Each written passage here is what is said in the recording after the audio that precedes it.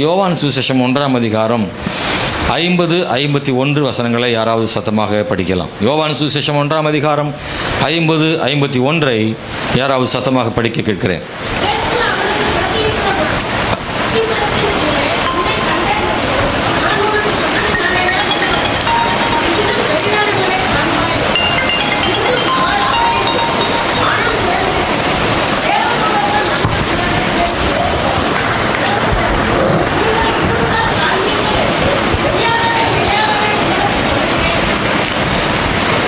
மிகவும் முக்கியமான ஒரு விஷயம் என்னவென்றால், இன்னைக்கு இந்த கால வேளையில் தேவனுடைய பிள்ளைகளே, கர்த்தர் கொடுத்த வாக்குத்தத்த வசனம் என்னவென்றால், ஸ்தோத்திரம், இதிலும் பெரிதானவைகளை காண்பார். உண்மையாக இந்த வசனத்தை நீங்கள் விசுவாசித்தால் இன்னைக்கு ஆண்டவர் நமக்கு அதை செய்ய அவர் ஆயத்தமாக இருக்கிறார்.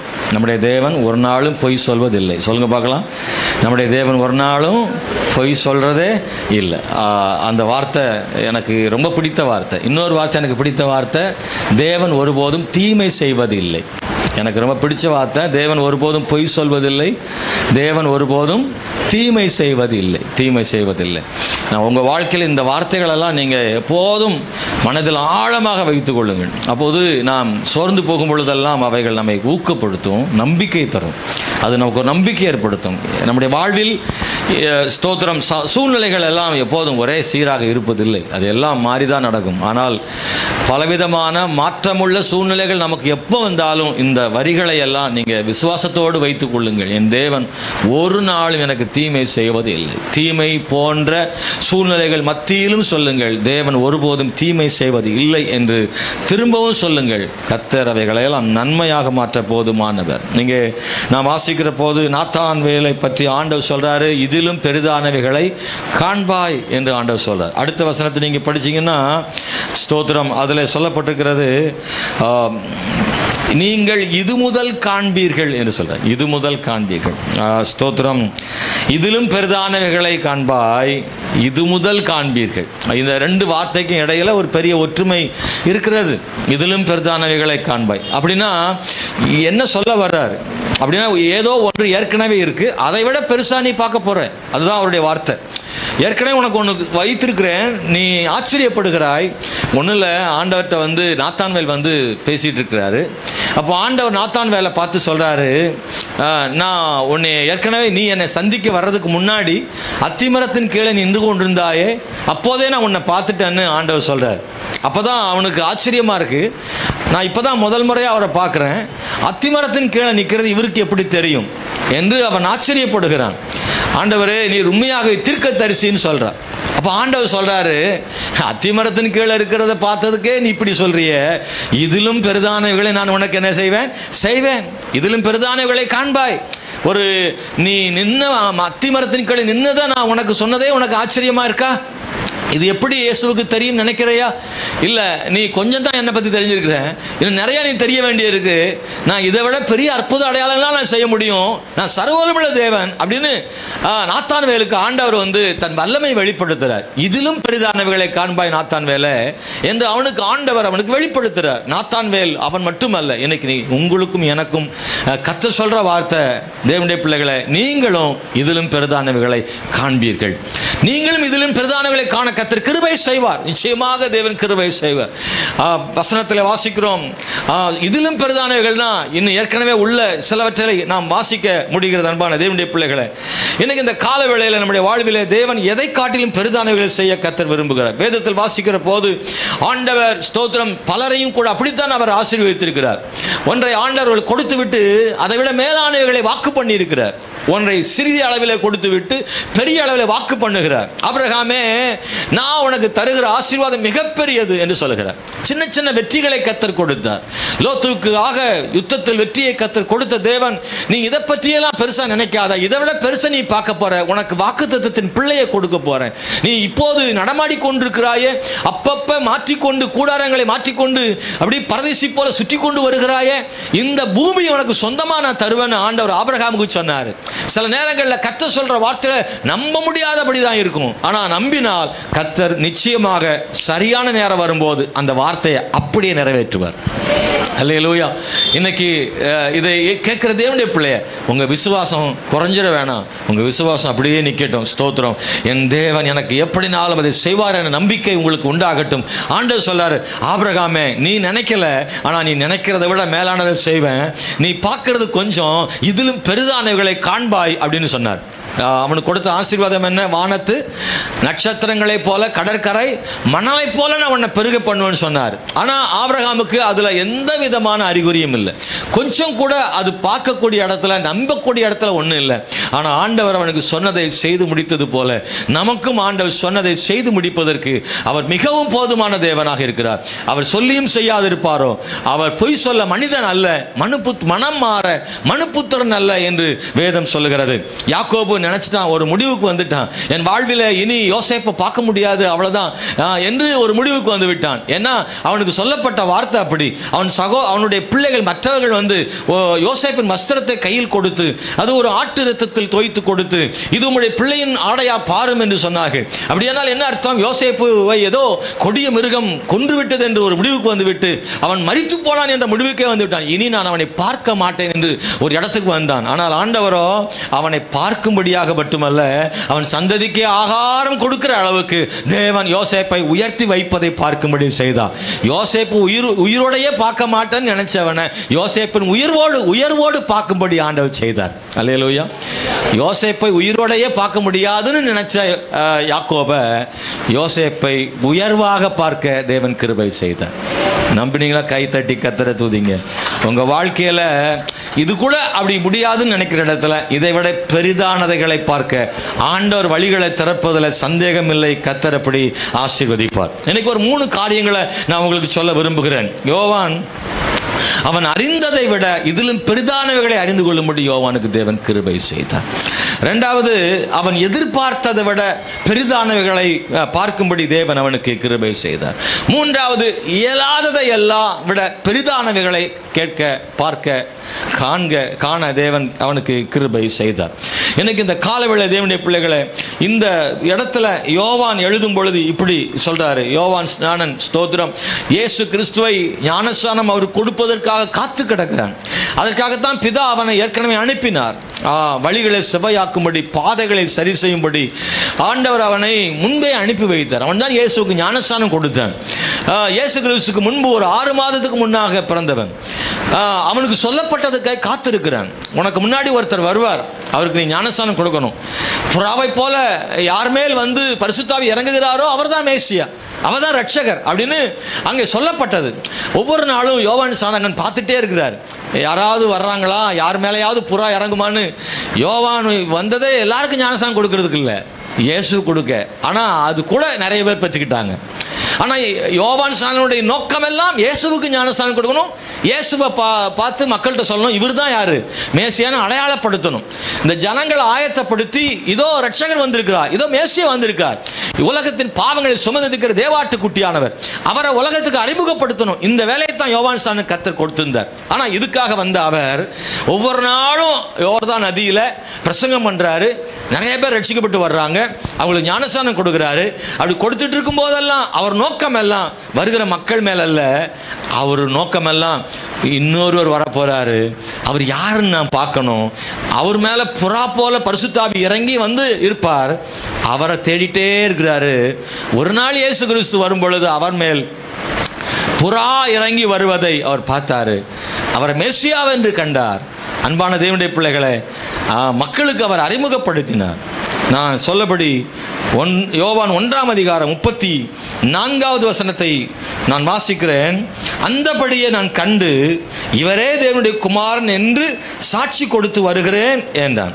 இதைத்தான் அவர் சொல்றார். நான் என்ன எனக்கு சொல்லப்பட்டதோ அப்படியே நான் பார்த்தேன். கண்ணுக்கு முன்னாடி புறாவை போல பரிசுத்தாவி இந்த இயேசுவின் மேல் இறங்கி வந்தார் அப்படின்றது 33 சொல்லியிருக்கு. நானும் இவரை அறியாதிருந்தேன். யோவானுக்கே தெரியாது இவர் தான் இயேசுன்னு தெரியாது. நான் இவரை அறியாதிருந்தேன், ஆனால் பிதா எனக்கு சொன்னபடியே காத்திருந்தேன். நான் கண்டுகொண்டேன், நான் கண்டபடியே, அந்தபடியே நான் கண்டேன். எனக்கு என்ன சொல்லியிருந்ததோ அதே மாதிரி நான் பார்த்தேன், இயேசுவின் மேலே பரிசுத்தாய் வருகிறதை. அதனால அவர் யாருன்னா மேசியா அப்படின்னு தெரிந்து கொண்டார். யோவான் எவ்வளவு பெரிய தீர்க்கதரிசி, ஆனால் இயேசுவை இதிலும் பெரிதாக அறிந்து கொள்ளும்படி யோவானுக்கு தேவன் கிருபை செய்தார். ஒரு சாதாரணமான சூழ்நிலையில் கொஞ்சம் தான் யோவானுக்கு இயேசு பற்றி முதல்ல தெரியும், ஆனால் இதிலும் பெரிதான அளவில் அறிந்து கொண்டார். இந்த உலகத்தில் இயேசுவை அறிந்து கொள்ளுதல் என்பது பெரிய ஆசீர்வாதம். இயேசுவை அறிந்து கொள்ளுதல் பெரிய ஆசீர்வாதம். நீங்களும் இன்னைக்கு நானும் இயேசு ஆண்டவர்னு தெரிஞ்சுக்கிட்டோம், அறிஞ்சிட்டோம்ல, அது மாதிரி சொத்து பெருசு ஒன்றும் கிடையாது. நான் உங்களுக்கு சொல்கிறேன், இயேசு தான் உண்மையான ஆண்டவர் நீங்கள் தெரிஞ்சுக்கிட்டீங்களா, இது மாதிரி கோடி சொத்தை விட அதுதான் பெருசுன்னு நான் சொல்லவா. இதுதான் பெரிய சொத்து. நீங்கள் ஒத்துக்கிறீங்களா உங்களுக்கு? ஏன்னா அந்த உலகத்தில் எல்லாமே அழிஞ்சிரும். நம்ம எவ்வளவு சம்பாதிச்சாலும் என்னதான் உழைச்சாலும் பாட்டு சேர்த்து வச்சாலும் அதெல்லாம் நம்ம கூட வரப்போறதில்ல, உங்களுக்கு நல்லா தெரியும். ஆனால் அழியாத ஒன்று இயேசு தேவன் என்று அறிந்து கொள்ளும்படி தேவன் கிருபை செய்தார்ல, இது அழியாத நம்மை பரலோகம் கொண்டு சேர்க்கும், பரலோகம் கொண்டு சேர்க்கும்.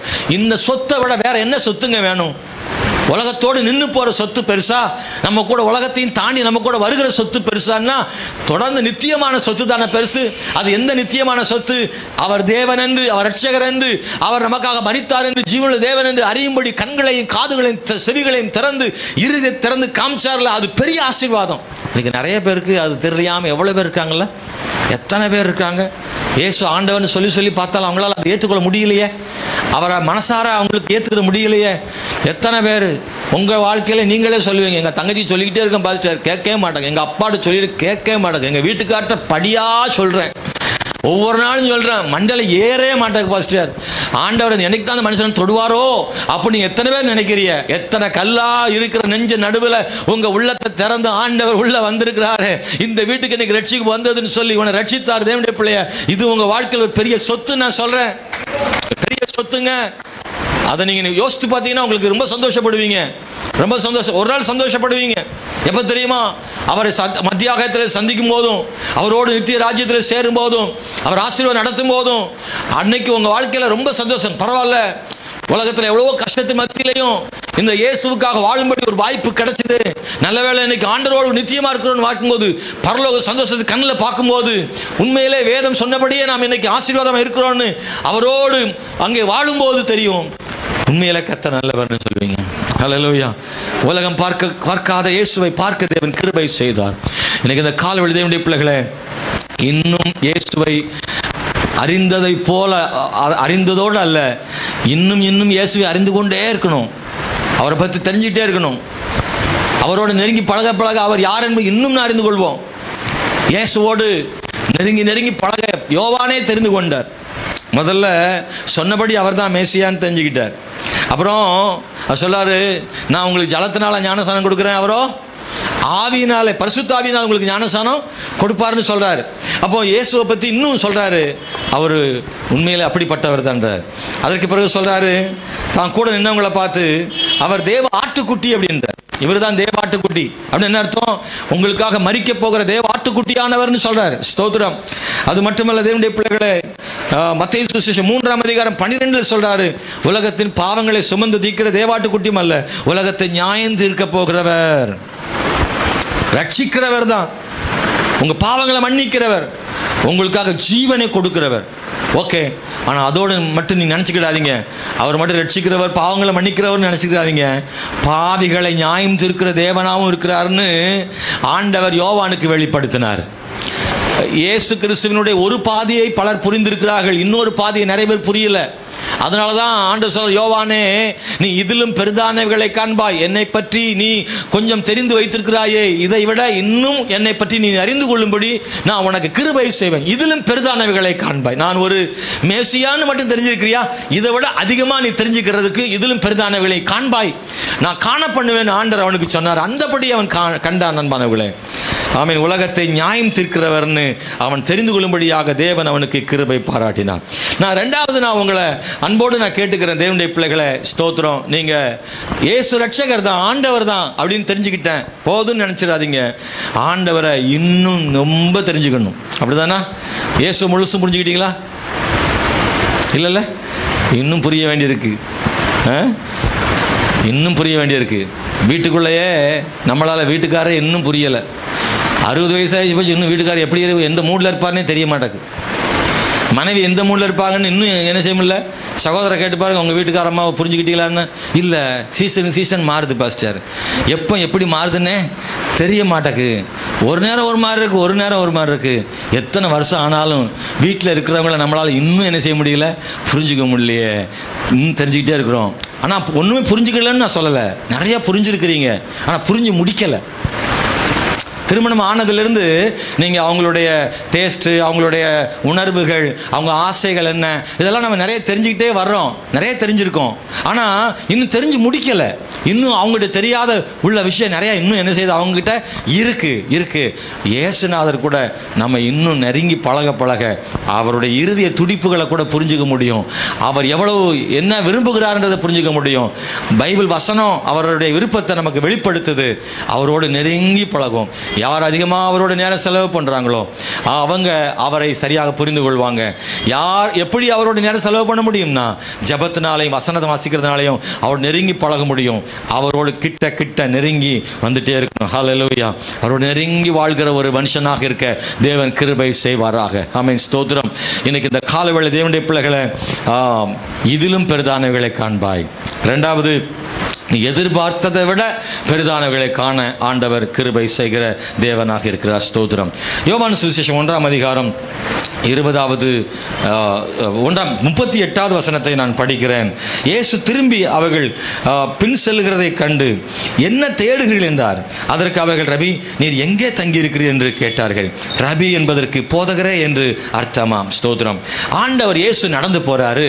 யோவான் சொல்றாரு, இவர் தான் தேவாட்டுக்குட்டின்னு. அப்போ யோவான் கூட இருந்த சீஷைகள்லாம் இயேசுவை பார்த்துட்டு, அப்படின்னா இவர் தேவாட்டுக்குட்டின்னா என்ன அர்த்தம்? நல்லா கவனிங்க. யோவான் கூட சீஷைகள் இருக்காங்க. இயேசு ஞானஸ்நானம் பெற்று போறாரு. யோவான் சொல்றார், இவர் தேவாட்டுக்குட்டி, இவர் தான் என்னை விட பெரிய ஆளு. அவரு, நான் தண்ணியில தான் கொடுக்குறேன், அவர் ஆவினாலே ஞானஸ்நானம் கொடுப்பாரு. நான் அவருடைய பாதரட்சின் வார கூட அவளுக்கு நான் தகுதி இல்லை, அப்படி பெரியவர்னு யோவான் சொல்றாரு. அப்போ கூட என்ன சீஷைகள்லாம் என்ன நினைக்கிறாங்கன்னா, அப்போ இவரை விட அவர் பெரியாருன்னா அவர் பின்னாடி போயிடலான்னு பார்க்குறாங்க. அப்போ அவர்கிட்ட போகிறாங்க. இயேசு நடந்து போகும்போது பின்னாடியே போகிறாங்க. இயேசு திரும்பி பார்க்குறாரு, பின்னாடி 2 பேர் வர்றாங்க. என்னப்பா தேடுறீங்க ஒரு மாதிரி என்னன்னு கேட்குறாரு. அப்போ அவங்க சொல்கிறாங்க, ஆண்டவரே, நீர் எங்கே, போதகரே, நீர் எங்கே தங்கி இருக்கிறீர்னு கேட்குறாங்க. அப்போ இவ்வளோ பெரிய ஆள் தங்கி இருந்தால் பெரிய இடத்துல தங்கியிருப்பார், அவர் கூட கொஞ்சம் படுத்துக்கலாம், தங்கிக்கிடலான்னு ஒரு ஆசையெல்லாம் கேட்குறாங்க. நீர் எங்கே தங்கியிருக்கிறீர் ஆண்டவர்னு. அப்போ ஆண்டவர் சொல்றாரு, வந்து பாருங்கள் என்றார். வந்து பாருங்க. ஆண்டவர் பெரிய ஆள் தான், ஆனால் தங்கின இடம் பெரிய இடம் கிடையாது. ஆமாவா இல்லையா? இல்லை, அவர் பெரிய ஆளு, பெரிய தேவன் அவர், ஆனால் தங்கியிருந்த இடம் பெரிய இடம் கிடையாது. அவர் சொல்ல, நரிகளுக்கு குழிகளும் ஆகாயத்து பறவைகளுக்கு கூடுகளும் இருக்கிறது, மனுஷகுமாரனுக்கோ தலை சாய்க்க இடம் இல்லைப்பா. நான் எங்கனாலும் படுத்துக்கிடுவேன், எங்கனாலும் போவேன். அப்படியே போகும்போது படகுல போனேன்னா அந்த படகுல மீன்பிடி வலையெல்லாம் எடுத்து வச்சிருப்பாங்கல்ல, அப்படி ஓரமாக தள்ளிக்கிட்டு அதில் தலை வச்சு தூங்கிக்கிடுவேன் அப்படின்றாரு. அல்லேலூயா. அப்படி பாறை மேலே போக வேண்டியது தான். அப்படியே அங்கே கொஞ்சம் நேரம் களைப்பாருந்தா படுத்துக்க வேண்டியது தான். வனாந்திரத்தில் ஓய்வு எடுக்க போனார். பைபிள் இருக்கு, சீஷைகளை அப்பங்களையும் மீனையும் ஆசீர்வதித்து கொடுத்தாச்சு, ஊழியம் செஞ்சாச்சு, பிரசங்கம் பண்ணியாச்சு, களைப்பா இருக்கு, வாங்க வனாந்திரத்துக்கு போவோம், கொஞ்சம் ஓய்வு எடுக்கலான்னு கூப்பிடுறாரு. நம்ம எல்லாம் ஓய்வு எடுக்க எங்க போவோம்? கொடைக்கானலுக்கு போகலான்னு போவோம். ஆனா இயேசு கிறிஸ்து வனாந்திரத்துக்கு போறார் ஓய்வு எடுக்க. அவருக்கு தலை சாய்க்க இடம் இல்லை. அவர் ஊழியத்தை அப்படி ஒரு செய்த ஒரு ஆண்டவராக இருந்திருக்கிறார்.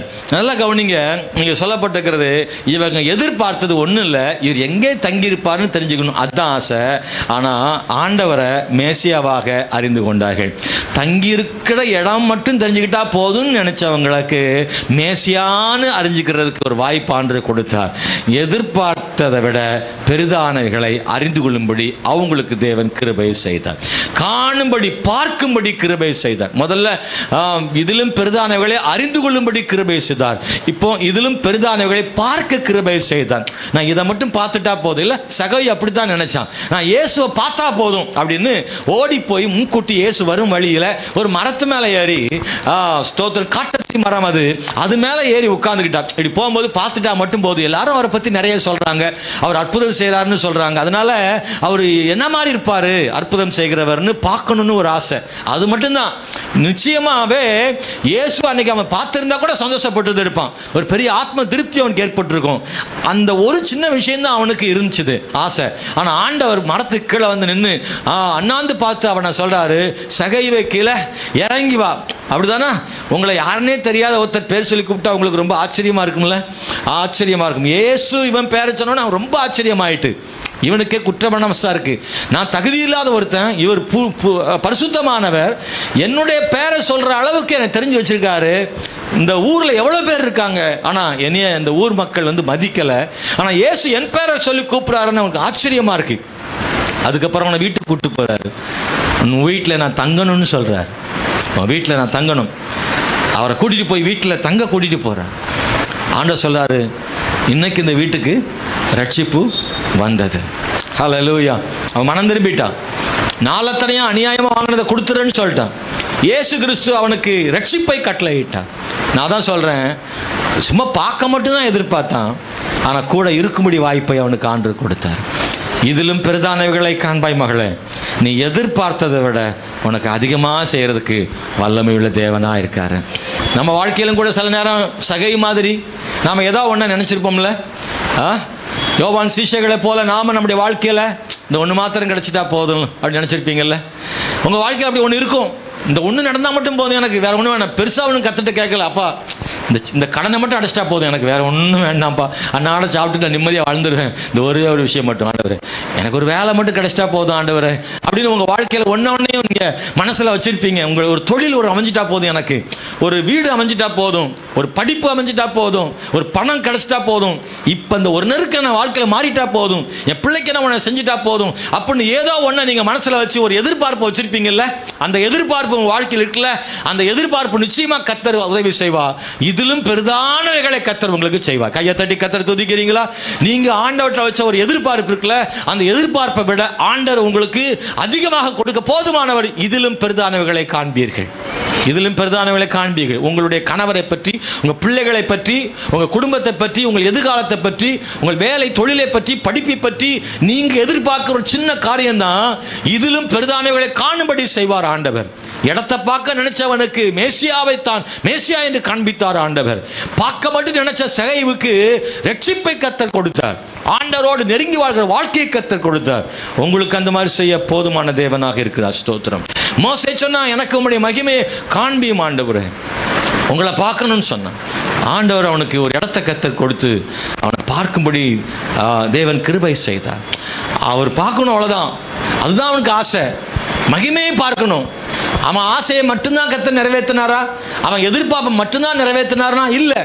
அவன் அவருடைய மகிமையை கண்டான். மலைக்கு போனான். அந்த மலையின் பிளவுகள் வழியாக அவர் கடந்து போகிறதை பார்த்தான். தேவனுடைய மகிமை அவன் மேல் ஊற்றிட்டு அவன் தேவ மகிமையை கண்டான். எதிர்பார்த்தது கிடைச்சது. ஆனால் கீழே இறங்கி வரும்போது இந்த ஜனங்கள்லாம் அவனை பார்க்குறாங்க. அவங்க சொல்கிறாங்க, மோசே நீர் எங்களோடு நேரடியாக பேச வேண்டாம், அவ்வளோ மகிமை. அப்படி தேவனை கண்ட மோசேயின் முகத்தில் உள்ள மகிமையை கூட மக்களால் பார்க்க முடியல, அவ்வளோ மகிமை இருந்தது. மகிமை மட்டும் பார்க்க விரும்பின மோசேக்கு மகிமையை கொடுத்து விட்டார். எத்தனை பேருக்கு புரியுது? அவன் மக்களோடு பேசும்போது ஒரு துணியினால் முக்காடிட்டு கொண்டு தான் பேசினானா மோசே. அப்படி ஒரு நேரடியாக மக்கள்கிட்ட பேச முடியாத அளவுக்கு மகிமை அவனை முற்றிலும் சூழ்ந்திருந்தது. எனக்கு இந்த கால வேளையில் நீங்க கேட்கறது ஒன்று, ஆண்டவர் கொடுப்பது 1000 கூட இருக்கலாம். நீங்க ஆண்டவர் கேட்கறது 2, அவர் கொடுப்பது பல 1000 கூட இருக்கலாம். நீங்க கேட்பதை விட எதிர்பார்ப்பதை விட அதிகமாய் கொடுக்கிற ஆண்டவர் நம்முடைய தேவன்.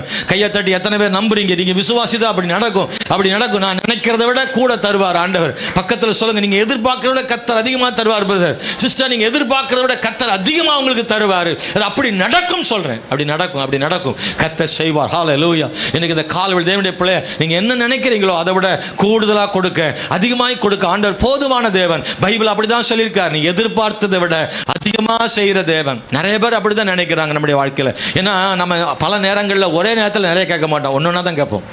அப்படிதானா?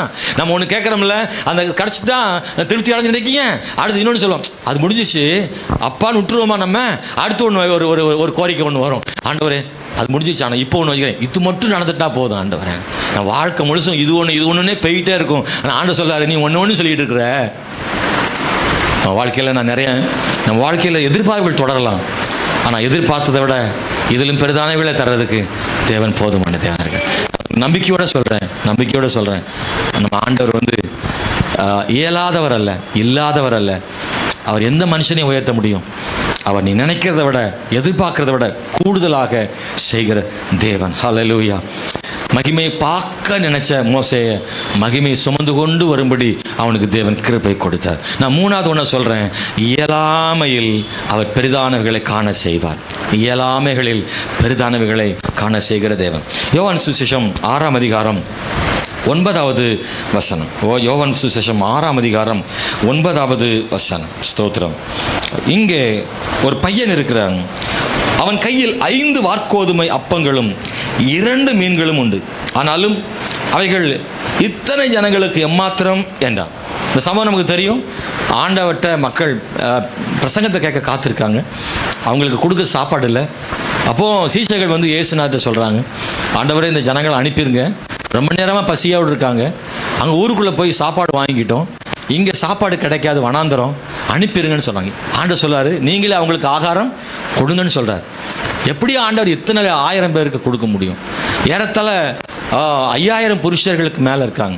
அப்போது ஒரு பெரும் கூட்டம் இருக்குது. இவங்களுக்கு நாம் எப்படி ஆகாரம் கொடுக்க முடியும் என்று திகைத்து போய் நிற்கிறாங்க. இது எம்மாத்திரம் முடியாதுன்னு சொல்கிறாங்க. ஆனால் அங்கே 5 அப்பம் 2 மீன்களும் ஒரு சின்ன பையன் கையில் இருக்குன்னு அந்திரையா அப்படின்ற தீர்க்கதரிசி ஆண்டவர்கிட்ட தகவலை கொண்டு போய் சேர்க்கிறான். இது எம்மாத்திரம், இது முடியாது. அந்திரையா மாதிரி நம்ம வாழ்க்கையில் பல முறை சொல்லியிருப்போம், இதுதான் இருக்கு, என்னால் இவ்வளோதான் முடியும், இதுக்கு மேலே எனக்கு சக்தி இல்லை, இதுக்கு மேலே தெம்பு இல்லை, இதுக்கு மேலே வயசும் இல்லை, இதுக்கு மேலே பலனும் இல்லை, என்னால் முடியாதுன்ற இடத்திற்கு ஒரு நேரம் வந்து சேர்ந்துருவீங்க. நம்ம எல்லாரும் அந்த இடத்துக்கு வரும் ஒரு நேரம், என்னால் முடியாதுப்பா ஆண்டவர், என்னால் முடியாதுன்னு சொல்லுவீங்க. அந்த இடத்துல கூட ஆண்டவர் இதிலும் பெரிதானவைகளை காண செய்வார். எங்கெல்லாம் ஒரு இடத்துல வந்து இதுக்கு மேலே என்னால் ஒரு ஸ்டெப்பு கூட எடுத்து வைக்க முடியாது, இதுக்கு மேலே என்ன வாழ்க்கையை நடத்த முடியாது, போதும் ஆண்டவரே, இதுக்கு மேலே என்னால் செய்ய முடியாது, இதுக்கு மேலே என்னால் உழைக்க முடியாது, இதுக்கு மேலே ஓட முடியாது, இதுக்கு மேலே என்னால் சுமக்க முடியாது என்று ஏதோ ஒன்றை இதுக்கு மேலே என்னால் முடியாது என்று ஒரு இடத்துல வந்திருக்கீங்கன்னா ஆண்டவர் சொல்ற, மகளே, இல்லை இல்லை, இதிலும் பெரிதானவைகளை காணும்படி செய்வேன், இன்னும் ஓடும்படி செய்வேன், இன்னும் சுமக்கும்படியாக பலனை உனக்கு தருவேன், இன்னும் கொடுக்கும்படியான கிருபை தருவேன், இன்னும் உன்னை ஆசீர்வதிப்பதற்கு என் கையில் அதிகாரம் இருக்கிறது ஆண்டவர் சொல்றார். இன்னைக்கு அந்த காலவெளி தேவனுடைய பிள்ளைய, இதிலும் பெரிதானவைகளை காண்பீர்கள் எப்பன்னா இயலாமையின் போது. அந்திரேயா சொல்றான், இது முடியாது அப்படின்ற வார்த்தை. இன்னைக்கு ஏதாவது சொன்னீங்களா அந்த வார்த்தையை? நேற்று அந்த வார்த்தையை சொன்னீங்களா? என்னால் முடியாது, இவங்களெல்லாம் சமாளித்து என்னால் கொண்டு போக முடியாது, இந்த குடும்பத்தை சமாளித்து என்னால் கொண்டு போக முடியாது, என் பிள்ளைகளை என்னால் சமாளிக்க முடியாது என்று ஒரு இடத்துல இயலாமை அப்படின்ற இடத்துல வரும்பொழுது நான் ஆண்டவர் தான் நம்புகிறேன். நான் சொன்ன வார்த்தை எனக்கு பொருத்தமாக இருக்கலாம், ஆனால் என் சொல்கிற வார்த்தை கர்த்தருக்கு பொருத்தமானது கிடையாது. என்னால் முடியாதுன்ற வார்த்தை பொருத்தமாக இருக்கலாம், ஆனால் என்னை ரட்சித்தவரை கொண்டு செய்ய முடியும் என்ற ஒரு வார்த்தை ஒன்று இருக்குது. ஆமென். நீங்கள் சொன்ன வார்த்தை உங்களுக்கு சரி, ஏன்னா உண்மையாக நீங்கள் சொல்கிறபடி தான் உங்களுக்கு பலவீனம், நீங்கள் சொல்கிறபடி தான் உங்களுக்கு சூழ்நிலை, நீங்கள் சொல்கிறபடி தான் கொஞ்சம் வருமானம், நீங்கள் சொல்கிறபடி தான் கொஞ்சம் ஞானம், நீங்கள் சொல்கிறபடி தான் கொஞ்சம் பலன் உடம்புல, எல்லாமே நீங்கள் சொல்கிறபடி கொஞ்சம் தான் இருக்குது. முடியாதுன்றது தான் உண்மை, கண்ணுக்கு முன்னாடி முடியாதுன்னு தான் உண்மை. அந்திரையா பொய்யா சொன்னார், இல்லை 5 அப்பம் 2 மீனை வச்சு அவளே கொடுக்க முடியுமான்னா முடியாது, உண்மை தான் சொன்னேன், பொய் சொல்லலை. ஆனால் உண்மையாக இன்னொரு விஷயம் இருக்கு, என்னன்னா கொஞ்சத்தை கொண்டு ஆசீர்வதிக்கிற ஒரு தேவன் ஒருத்தர் இருக்கார்ல, அந்த விசுவாச வார்த்தையை ஒரு நாள் மறந்துடக்கூடாது. என்னால் இதை மட்டும்தான் செய்ய முடியும் என்று உண்மைதான், ஆனால் என் ஆண்டவரால் எல்லாம் செய்ய முடியும் என்பது ஒரு நம்பிக்கை இருக்கு. சொல்லுங்க, ஆண்டவரால் எல்லாம் செய்ய, அதையே விசுவாசமா சொல்லுங்களேன், என் தேவனால் எல்லாம் செய்ய முடியும். ஹல்லேலூயா. இயலாது முடியாது என்று ஒரு இடத்துல வந்து நீங்க நிற்கிறீங்கன்னா, அப்படியே தவித்து போய் நிற்கிற இடத்துல ஆண்டவர் சொல்றாரு, எல்லாம் செய்ய வல்லமையுள்ள தேவனா இருக்கிறேன்னு ஆண்டவர் சொல்றாரு. ஹல்லேலூயா. ஸ்தோத்திரம். அன்பான தேவனுடைய பிள்ளைகளை, அங்கே முடியாதுன்ற இடத்துல எல்லாத்துக்கும் சாப்பாடு கொடுத்தது மட்டும் இல்லை, மீதி 12 கூட எடுக்க போனார் ஆண்டவர். அந்திரையா, நீ பாரு, முடியாது, நீ செய்ய முடியுமான்னு பாரு, 12 கூட எக்ஸ்ட்ரா இருக்குமா, 12 கூட எக்ஸ்ட்ரா இருக்கு. கர்த்தர் 10ஆதுன்ற இடத்துல மீதி எடுக்க பண்ணுகிற தேவன், வல்லமையுள்ள தேவனா இருக்கிறாரு. கர்த்தர் போதுமானவர், கர்த்தர் போதுமானவர். எனக்கு இந்த காலவேளை அன்பான தேவனுடைய பிள்ளைகளே, ஸ்தோத்திரம். பிலிப்பு சொல்றான் 45வது வசனத்தில் 1:45 படிக்கும்போது, பிலிப்பு நாத்தான் வேலை கண்டு நியாயப்பிரமாணத்தில் மோசையும் தீர்க்கதரிசியும் எழுதியிருக்கிறவரை கண்டோம், அவர் யோசேப்பின் குமாரனும் நாசரேத்து ஊரானுமாகிய இயேசுவே என்றான். அதற்கு நாத்தான்வேல், நாசரேத்திலிருந்து ஒரு நன்மை உண்டாகக்கூடுமோ என்று சொல்கிறான். ஸ்தோத்திரம். எழுதியிருக்கிறவரை கண்டோம். என்ன எழுத்தில் பார்த்தோமோ அதை கண்ணால் பார்த்தோம். நியாயப்பிரமாண புஸ்தகங்களில், அன்னைக்கு இருந்த வேதாகமத்தில், பழைய ஏற்பாட்டு புஸ்தகங்களில் எழுதியிருந்ததை கண்டோம். அவரை குறித்து என்ன எழுதியிருக்கோ அதை படிக்க தான் செஞ்சோம். ஆனால் இன்னைக்கு கண்ணால் பார்க்கும்படி நேரில் பார்த்தாச்சு. ஸ்தோத்திரம். பிலிப்பு சொல்கிறான், கண்ணால் பார்த்துட்டோம். நீங்களும் நானும் கூட ஒருவேளை பைபிளில் படித்தது மட்டும்தான் இருக்குது, இப்படிலாம் செஞ்சுருக்காருன்னு. ஆனால் கண்ணில் பார்க்க செய்வார் ஆண்டவர். எத்தனை பேருக்கு புரியுது?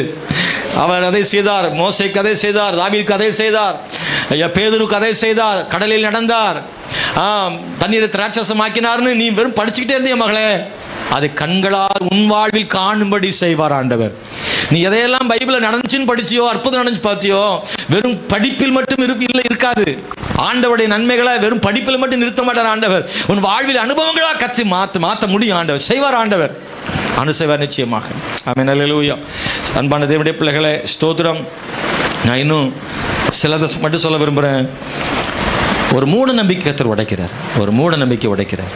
என்ன மூட நம்பிக்கை இருந்துச்சுன்னா, ஆசிரியத்திலிருந்து ஒரு நன்மை என்ன செய்யாது, எப்போதும் வராது. இப்படி ஒரு சில வார்த்தைகள், பழக்கங்கள் சமுதாயத்தில் பின்னி பிணைஞ்சு கிடக்கு. நல்லாவே தெரியும், இவர்னா இப்படி தான் இருப்பார், இதுனா இப்படி தான் இருக்கும்னு ஒரு மைண்டில் நம்ம செட்டப் வச்சுருப்போம். ஏன்னா அது உண்மையாக கூட சில நேரத்தில் இருக்கும், சில நேரங்கள் அப்படி இருக்கலாம். ஒருவேளை இவர்னா இப்படி தான் இருப்பார், இப்படி செஞ்சால் இப்படி தான் நடக்கும், உலக நீதின்னு ஒன்று வச்சுருப்பாங்க. அல்லது அது சில மூட பழக்கமாக கூட இருக்கும். அது முன்னாடி ஏதோ ஒரு சம்பவம் நடந்திருக்கும். அந்த சம்பவத்தை வச்சு சொல்லுவாங்க, நாசரேத்தனா இப்படிப்பட்ட ஊரியா, அந்த ஊரில் உள்ளவங்க இப்படி தான் இருப்பாங்க, அந்த ஊர்லேருந்து ஒரு நன்மை என்ன செய்யாது, நடக்காது, அந்த ஊரில் எப்போதும் பிரச்சனை தான் இருக்கும், அந்த ஊரில் தீமை தான் நடக்கும், நாசரேத்திலேருந்து எந்த நன்மை என்னைக்கையா வரப்போகுது அப்படின்ற ஒரு பேர் இருந்துச்சு. அந்த பேரை உடைச்சி அந்த ஊர்லேருந்து உலகத்துக்கே ரட்சிப்பு கொண்டு வர்றதுக்கு இயேசு அந்த ஊரில் வளர்ந்தார். ஹல்லேலூயா. நாசரேத் ஊராராகிய நசரேயனாகிய இயேசு, அவரை நாங்கள் பார்த்துட்டோம், மேசியா, அவர் நாசரேத்தில் இருக்கிறார், அங்கே தான் வளர்ந்தார். இது சொன்ன உடனே நம்பவே இல்லை, அந்த ஊரில் எப்படி இயேசு வர முடியும்? ஆண்டவராகிய கர்த்தர் ஹல்லேலூயா பழமொழியை கூட ஒழிய பண்ணார். அதுக்கப்புறம் யாராவது அதை சொல்லியிருப்பாங்கன்னு நினைக்கிறீங்க? நாசரேத்தின் நன்மை வருமானு முதல்ல கேட்டுகிட்டே இருந்தாங்கல்ல, அதுக்கு இயேசு பிறந்து அற்புதம் செய்து தேவனா மறித்து ஆண்டவரான பிறகு அதுக்கப்புறம் யாராவது இவனை மாதிரி சொல்லுவாங்களா? நாசரேத்தின் ஒரு நன்மை வருமானு சொல்லுவாங்களா? இல்லை, நாசரேத்தின் தாயா நன்மை வரும்னு சொல்லுவாங்க. அப்படி மாற்றிட்டார். உங்கள் மேலே உள்ளதான பேரை மாற்றிடுவார். ரைஸ்லா, உங்கள் பிக்சரை மாற்ற முடியுங்க. இது ஒரு லூஸு, இதுக்கு ஒன்றும் தெரியாது அப்படின்னு சொன்னவங்க, நீ சிவமனு, எனக்கு நீ சிவமனாதான் நல்லா இருக்குன்னு சொல்ல வைப்பார் ஆண்டவர். இல்லை, கர்த்தர் எதையும் மாற்றிடுவான்னு சொல்ல வர்றேன். உங்களை பற்றி யாராவது தப்பாக புரிஞ்சுருக்காங்களா? சொந்தத்துக்குள்ளே பேசிக்கிறாங்களா உங்களை பற்றி? இது இப்படி தான் பேசும், அப்படி தான் பேசும், சரி வராது. உங்களை பற்றி ஏதாவது கெட்ட வார்த்தைகள், உங்களை பற்றி ஒரு எண்ணங்கள் இருக்கா? அதை மாற்ற முடியும் ஆண்டவர். காலகாலமாக உங்கள் குடும்பத்தை பற்றி யாராவது அப்படி தப்பாக புரிஞ்சுருக்காங்களா? உங்கள் பிள்ளைகளை பற்றி அப்படி பேசியிருக்காங்களா? இதுவரைக்கும் உங்களை பற்றி தவறாக பேசின தனிப்பட்ட வாழ்க்கை, குடும்பம், ஊர் எதுவாக இருந்தாலும் சரி, ஆண்டவர் அந்த சிச்சுவேஷனை கர்த்தர் மாற்றிடுவார். அதை சுத்தமாக மாற்றிடுவார் ஆண்டவர். அதை அவர் செய்ய முடியும் ஆண்டவர். ஒரு நாசரேத் என்ற ஊருக்கு பேர், பழமொழியினாலே ஒரு பேர் இந்த ஊருக்கு இருந்துச்சு. அந்த பேரை மாற்றி ஆண்டவர், இல்லை இனி நாசரேத்து நன்மை வராத இடம் அல்ல, நாசரேத்திலிருந்தும் நன்மை வரும் அப்படின்ற ஒரு சூழ்நிலையை கர்த்தர் கொண்டு வந்தார் இல்லையா? தேவன் அப்படி உங்களுக்கு செய்ய போதுமான தேவனாக இருக்கிறார். அல்லேலூயா. ஸ்தோத்திரம். தேவனுடைய பிள்ளைகளே, இந்த காலவேளையிலே நான் சொல்ல விரும்புகிற காரியம், நான் என்ன செய்யணுன்றதை சொல்லி ஜெபித்து முடிக்க போகிறேன். நான் என்ன செய்யணும்? ஆண்டவர் என் வாழ்வில் நான் எதிர்பார்த்ததை விட பிரதானங்களை காண ஆண்டவர் எனக்கு செய்யணும். நான் என்ன செய்யணும்? அவரை அறிந்ததை விட இன்னும் அதிகமாக அறிந்து கொள்ள, இதிலும் பிரதானங்களை அறிந்து கொள்ள நான் என்ன செய்ய வேண்டும்? என் இயலாமையில் முடியாதுன்ற இடத்துல பெரிய காரியங்களை காண நான் என்ன செய்யணும் அப்படின்னா, யோவான் 1:49-51 நான் படிக்கும் போது முதல்ல மனுஷகுமாரன் அப்படின்ற ஒரு வார்த்தை நாம் அதை படிக்கிறோம். முன்னாடி தேவகுமாரன் அப்படின்றத ஒன்று நாம் படிக்கிறோம். அன்பான தேவனுடைய பிள்ளைகளே, ஸ்தோத்திரம். 49 சொல்லியிருக்கு, அதற்கு நாத்தான்வேல், ரபி, நீ தேவனுடைய குமாரன், நீ இஸ்ரவேலின் ராஜா என்றான். ஹல்லேலூயா. அன்பானவர்களே, ஸ்தோத்திரம். தேவ குமாரன் அப்படின்ற வந்த இடத்துல பின்னும் அவர் 51 அவனை நோக்கி வானம் திறந்திருக்கிறதையும் தேவ தூதர்கள் மனுஷகுமாரனிடத்திலிருந்து ஏறுகிறதையும் இறங்குகிறதையும் நீங்கள் இது முதல் காண்பீர்கள் என்று மெய்யாகவே உங்களுக்கு சொல்லுகிறேன். ஸ்தோத்திரம். இது முதல் காண்பீர்கள். நம்முடைய வாழ்க்கையில் நாளைக்கு அவரை பார்க்க போகிறோன்னு இல்லை, அவரை தேவகுமாரனாக மனுஷகுமாரனாக நாளைக்கல்ல இன்னைக்கே பார்க்கணும். நம்ம செய்ய வேண்டிய முக்கியமான வேலை, ஆண்டவர் நமக்கு சொல்லுகிற விஷயங்களை நாளைக்கு செய்யலான்னு தள்ளி போடாதீங்க. எந்த ஒரு காரியமானாலும் சரி, அவரை தேவகுமாரனாக இன்றைக்கு பாருங்கள், அவரை மனுஷகுமாரனாக இன்றைக்கு பாருங்கள். நாளைக்கல்ல, இது முதல் காண்பீர்கள். நான் அவரை பார்க்கணும், இது முதல் பார்க்க விரும்புகிறேன். நம்ம வாழ்க்கையில் நிறைய ஆசீர்வாதம் தடப்பட்டு போனது காரணம் என்ன உங்களுக்கு தெரியுமா? நாளை எந்த ஒரு மனுஷன் தன்னுடைய காரியத்தை நாளைக்கு செய்வோம் என்று நினைக்கிறானோ அவன் வாழ்வில் ஒரு முறை பின்தங்கி போய்விடுகிறான். நீங்கள் நல்லா புரிஞ்சுக்கோங்க. ஒரு பெரிய வீக்னஸ் நம்மக்கிட்ட இருக்குது, அது நம்மளை முன்னேற விடாது, ஆசீர்வாதத்தை பெற விடாமல் தடுக்கும். எதுனா நாளைக்கு. சொல்லுங்க, இல்லை இன்றைக்கு. மனசில் வச்சுக்கணும். நாளைக்குன்ற வார்த்தை ஒழிக, இன்றைக்கு என்ற வார்த்தை வாழ்க. நம்ம வாயில் அப்படி வரணுங்க. சொல்லி பாருங்க, வீட்டில் பிள்ளைகிட்ட வேலை சொல்லுங்க, இதை செஞ்சிருமான்னு. நாளைக்கு சாயங்காலம் செய்கிறேன் டேடி. நீங்கள் நிறைய பேர் கேள்விப்படுவீங்களா? நான் நிறைய பார்த்துருக்கேன். நாளைக்கு பாஸ்டர் இந்த செவ்வாய்க்கிழமை முடிச்சிடுறேன் பாஸ்டர், இப்போ செய்டானா போதும் பாஸ்டர், புதன்கிழமை எனக்கு வெளிவு தான், அப்படி செஞ்சிடறேன். நம்ம வாழ்க்கையில் நிறைய நேரம் படிப்பு சொல்லி பாருங்க, இல்லை எக்ஸாம் நெருங்கினோன்னு படிச்சிருவேன். அன்னைக்கு செய்ய வாய்ப்பு இருந்தும், அன்னைக்கு காண வாய்ப்பு இருந்தும், அன்னைக்கு அந்த வேலையை முடிக்க வாய்ப்பு இருந்தும் அன்னைக்கு செய்யாம அடுத்த வாரம் நாளை என்று எவன் ஒருவன் தள்ளி போடுகிறானோ அவனுடைய வாழ்விலே ஒரு முறை பின்தங்கி போய்விடுகிறான். விசுவாச வாழ்க்கையில் நம்ம நிறைய இடங்களில் நம்ம தோற்று போயிருக்கிறோம். ஜபத்தை தள்ளி போட்டிருக்கோம். இன்னைக்கு இல்லை, இன்னைக்கு வேண்டாம், டயர்டாக இருக்குது, நாளைக்கு பார்த்துக்கலாம். பிரசங்கம் வசனத்தை இன்னைக்கு வாசிக்கலாம், நாளைக்கு வாசிக்கலாம். ஆராதனைக்கு இந்த வாரம் ஒரு நாள் போட்டு அடுத்த வாரம் போய்க்கலாம். எல்லா இடங்களிலும் எங்கெல்லாம் தேவனுடைய விஷயத்தில் நம்முடைய வாழ்வில் ஒரு முறை தள்ளி போடுகிறோமோ, நாளை என்று சொல்லுகிறோமோ, அப்பெல்லாம் நாம் கொஞ்சம் பின்தங்குகிறோம். ஆண்டவருடைய காரியத்தில் நீங்கள் பின்தங்கி விடாதீங்க. ரட்சிக்கப்படுறதுக்கு தள்ளி போடாதீங்க. உடனே இயேசுவை ஏற்றுக்கொள்ளுங்க. ஞானஸ்நானம் தள்ளி போடாதீங்க, உடனே ஏற்றுக்கொள்ளுங்கள். உடனடியாக கர்த்தருடைய வார்த்தைக்கு உடனே கீழ்ப்படிந்தால் பெரிய ஆசீர்வாதத்தை கர்த்தர் தருகிறார். நல்லா புரிஞ்சுக்கோங்க. கர்த்தர் உங்களை ஆசீர்வதிக்கணுமா? இன்னைக்கே, நாளைக்கு இல்லை, இன்னைக்கே அந்த ஒப்பு கொடுத்தல உங்களுக்குள்ள கொண்டு வாங்க. செய்து முடிச்சிடணும். கஷ்டமாக இருந்தாலும் அன்னைக்கு எப்படியாவது அதை முடிக்கிறதுக்கு முயற்சி பண்ணி, முடியாட்டா பரவாயில்ல, ஆனால் மேக்சிமம் முயற்சி பண்ணிடணும். நீங்கள் முயற்சி பண்ணி அன்னைக்கு செய்ய முடியலன்னா தேவன் ஒருபோதும் உங்களை குறை சொல்ல மாட்டார். ஆனால் முயற்சியை பண்ணாமல் விட்டுட்டீங்கன்னு வைங்களேன், அது உங்கள் மேலே குறை. மேக்சிமம் எவ்வளோ முயற்சி பண்ணி நீங்கள் ட்ரை பண்ணிங்கன்னா ஒரு முக்கால்வாசி அந்த வேலையை முடிச்சிங்கன்னா பரவாயில்ல, பாதி முடித்தாலும் பரவாயில்ல. ஆனால் நான் சோர்ந்து போயிட்டு எதெல்லாம யோசித்துட்டு நாளைக்குன்னு ஒன்றை கூட தொடாமல் அப்படியே வச்சிட்டோம்னா அது பெரிய தவறு. என்னை நானே பின்தங்க செய்கிறேன்னு அர்த்தம். எந்த காரியத்தையும் நாளைக்குன்னே நினைக்காதீங்க, இன்றைக்கே செய்யணும்னு மேக்சிமம் முயற்சி பண்ணுங்க. ஆனால் எல்லாத்தையும் ஒரே நாள் முடிச்சிருமான்னா முடியாது தான். ஆனால் முடிக்கிறதுக்கு ஒரு ஒரு ஒரு ஒரு முயற்சி பண்ணிட்டோம்னா சிலதை அன்றைக்கே முடிச்சிடலாம், சிலதை பாதி முடிச்சிடலாம், சிலதை முடிக்கிறதுக்கான ஆயத்த வேலைகளை செஞ்சுருவோம். அந்த முடிக்கணும்னு என்னைக்கே செய்யணும்னு யார் நினைக்கிறாங்களோ அவங்க எப்படினாலும் நாளைக்கே செஞ்சுருவாங்க. ஆனால் நாளைக்கு செஞ்சிருவோம்னு நினைக்கிறான் பாருங்க, அவன் நாளான்னைக்கு போயிடுவான். உங்கள் வாழ்க்கையில் ஆண்டவருடைய காரியத்திலும் சரி, உங்கள் குடும்ப வாழ்க்கையிலும் சரி, நாளைக்குன்னு தள்ளி போடாதீங்க. சொல்லுங்கள், நாளைக்குன்னு தள்ளி போடாதீங்க. ஆமாவா இல்லையா? ஒருத்தர் சுவிசேஷன் சொல்கிறது கூட அப்படி தான். நமக்குள்ள ஒரு ஏவுதல் வரும், சொல்லணும்னு தோணும், இந்த அவங்களுக்கு சொல்லணும்னு, இவங்களுக்கு சொல்லணும்னு சந்திப்பேன். ஆவியான் நமக்குள்ள அப்படி கொண்டுருவார். சொல்லிடு, இயேசு நல்லவர்னு சொல்லிடு. ஏன்னா அவருக்கு அன்னைக்கு சத்தியம் தேவை. அவர் ஏதோ சிக்கலில் இருக்காரு, அன்னைக்கு அவருக்கு தேவை, ஆண்டு வார்த்தை தேவை. உங்களை ஏவுவார். சொல்லணும்னு தோணுதில்லை, அது ஏவுதல் தான், ஆவியானவர். ஆனால் நாம் என்ன சொல்லுவோம்? இல்லை பாஸ்டர், இல்லை ஆண்டவரே, எனக்கு ரொம்ப தனித்தாகமாக இருக்குது, நான் குடிச்சிட்டு வந்துடுறேன். எதையோ ஒன்று சொல்லி நம்ம அப்படியே அந்த இடத்துல போவோம். இல்லை ஆள் கூட்டமாக இருக்குது, நான் இப்போ சொன்னோம்னா என்ன நினைப்பாங்க, சொந்தக்காரங்க எதாவது சொல்லிவிடுவாங்க. ஏதோ ஒரு காரணம் சொல்லி அந்த இடத்துல நீங்கள் தப்பிக்கிறீங்களே, அது நாளைக்கு தள்ளி போடுறது. செய்யாதீங்க. அன்னைக்கு சொல்லியிருந்தீங்கன்னா ஒரு ரட்சிக்கப்பட்டிருக்கலாம்.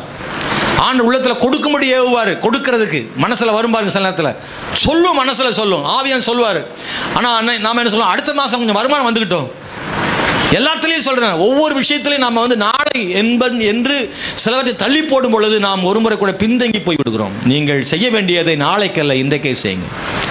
அப்பொழுது கர்த்தர் ஆசி. 2 யோவான் 1:7 சொல்லும் பொழுது கபடற்ற உத்தம இஸ்ரவேலன். நாத்தான் வேலை பார்த்து சொல்ற கபடற்ற உத்தம இஸ்ரவேலன். ஆனால் யோவான் சுவிசேஷம் 21:2 இந்த உத்தம கபட இஸ்ரவேலன் கர்த்தரை விட்டுட்டு போயிட்டான். எல்லா சீசரும் போகும்போது இவன் நாத்தான்வேல் யார் அப்படின்னா அவன் பர்த்தலமேயு, அவன் பேர் தான் மாற்றப்பட்டிருக்கு. பர்த்தலமேயு பேர் தான் நாத்தான்வேல். இவன் இயேசுவை பிடிச்ச உடனே சிலுவையில் அஞ்ச உடனே எல்லா சீசரும் போன மாதிரி இவனும் போயிட்டான். உத்தம கபடற்ற இஸ்ரவேலனே கர்த்தரை விட்டு போயிட்டான். ஆரம்பத்தில் உத்தம இஸ்ரவேலன், முடிவில் ஓடி போனவன். நம்ம வாழ்க்கையில் அப்படி இருந்தக்கூடாது. ஆரம்பத்தில் என்ன விசுவாசமோ அது கடைசி வரைக்கும் உறுதியாக என்ன செய்யணும்? நிற்கணும். அல்லேலூயா. நல்லா புரிஞ்சுக்கோங்க. நாளைன்னு தள்ளாதீங்க. என்ன நம்பிக்கை விசுவாசமோ ஜபமோ அது உங்கள் வாழ்க்கையில் தொடங்கினதை விட கூடிக்கொண்டே போகணுமே ஒழிய இல்லாமல் கரைந்து போய்விடக்கூடாது. நான் ஆண்டவருக்காக செய்கிற எந்த காரியத்திலையும் நான் சோர்ந்து போயிடக்கூடாது. ஆரம்பத்தை விட முடிவு ரொம்ப ரொம்ப முக்கியம். சொல்லுங்கள், ஆரம்பத்தை விட ரொம்ப ரொம்ப முக்கியம். ஆரம்பம் எப்படி இருந்துச்சுன்னு பெருசாக கிடையாது. ஆரம்பம் அற்பமாக இருந்தாலும் முடிவு சம்பூர்ணமான. அப்போ ஆரம்பத்தை பற்றி விட முடிவு ரொம்ப ரொம்ப முக்கியம்.